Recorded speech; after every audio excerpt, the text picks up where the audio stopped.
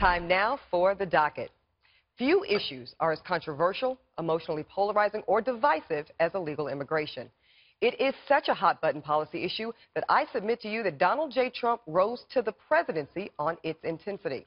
Last week's horrific deaths of 10 migrants that died of suffocation and heat exhaustion while being illegally smuggled in a tractor trailer tragically illustrates just how dire the consequences are of continuing to kick the can down the road on real policy solutions around immigration reform. Sanctuary cities have been the answer for many in the pro-immigrant community. Now, while the intention of sanctuary cities is to protect the immigrant community, I submit to you that they actually further endanger the immigrant community itself, along with greater law enforcement and the public itself. Sanctuary cities are criminals' biggest friend.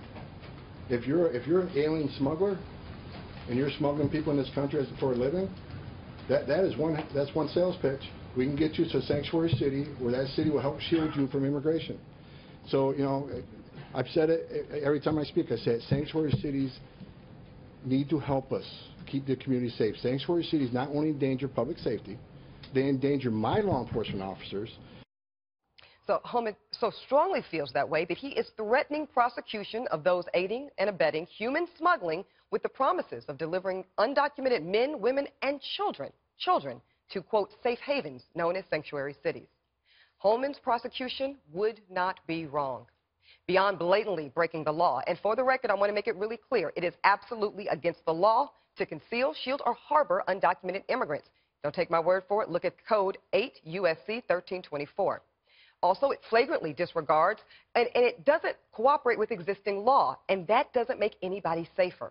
The dynamic created by willfully defining our current immigration law leads to less witness cooperation in immigrant communities, more violence against ICE officers, and more undocumented immigrants being deported in the end. Now listen, nobody appreciates and encourages the richness and the beauty of cultural diversity here in America more than me. But I am not here for sanctuary cities as a means to that end, because they are blatantly illegal and they're a Band-Aid solution that endangers society, law enforcement, and the very immigrants that they claim they're trying to protect. Now, Eric, I know that you've said that you are in favor of improving legal immigration. Some people, for some reason, think that's controversial for you to say as a conservative, but I don't get that. I would think that in the conservative community, a law and order position would be fair. I'm saying blatantly, I do not support sanctuary cities, but we've got to get serious about immigration reform.